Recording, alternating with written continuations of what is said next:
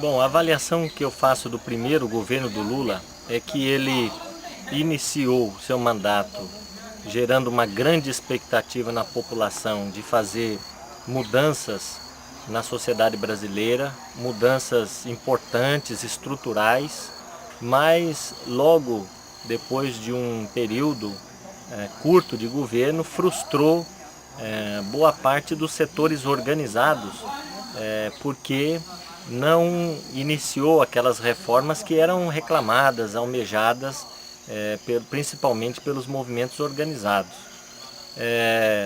Foi um governo que deu uma continuidade à política conservadora na economia, a preocupação em garantir a estabilidade econômica, gerar um superávit primário, honrar os compromissos, os contratos, pagar a dívida externa. Quer dizer, essa política conservadora, ela impediu que o governo mudasse os investimentos para justamente alavancar o desenvolvimento social, e nós tivemos algumas sinalizações na política externa para uma mudança, né, da relação do país com outras nações e outros grupos econômicos. Há um enfrentamento à ALCA, né, a proposta da ALCA, acho que foi importante. A sinalização com os países do Sul, os países emergentes, os países pobres, foi importante.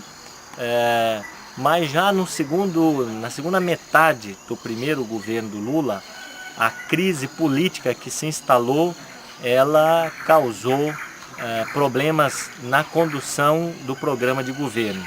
O governo teve problema na sua base parlamentar no Congresso Nacional, foram instaladas várias CPIs, essas CPIs se transformaram em um espaço de luta política. A mídia, grande imprensa nacional, se aproveitou muito desse momento para desgastar o governo, desgastar o PT. Então, isso tudo, na verdade, também prejudicou o andamento das ações de governo.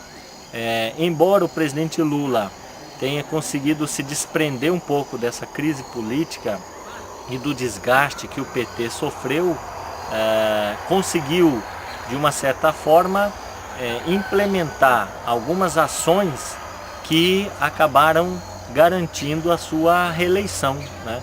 Então, chamadas ações sociais, os programas sociais que tiveram um impacto na vida de boa parte das pessoas. Houve alguns indicadores importantes na questão da distribuição da renda, do acesso ao microcrédito, de investimentos em pequenos produtores, na agricultura familiar. Vejo que, de uma certa forma, o governo, sinalizando para esses setores populares, garantiu apoio, simpatia para que conseguisse na campanha eleitoral um segundo mandato. Então eu avaliaria que o primeiro mandato foi bastante conturbado, foi um mandato que deu continuidade a uma política econômica conservadora, que não apontou para mudanças estruturais, né, rompimento com o modelo econômico, mas de uma certa forma ainda o Lula continuou representando a perspectiva de melhoria das condições de vida da população. Eu acho que isso fez com que a maioria da população lhe garantisse o segundo mandato. Bom, eu avalio a perspectiva do segundo mandato do presidente Lula com muita preocupação. Primeiro porque ele fala em fazer agora um governo de coalizão para garantir maior apoio no Congresso Nacional, para ter uma base parlamentar de sustentação do seu governo mais consistente, o que ele não teve no primeiro, né? E com isso ele abre a composição do seu governo para partidos que têm um perfil mais conservador. Ele aposta muito no apoio do PMDB, que tem uma grande bancada, né, junto com outros partidos como o PR, né, e o PTB e o PDT, costurando, né, uma aliança para dar sustentação parlamentar ao seu governo.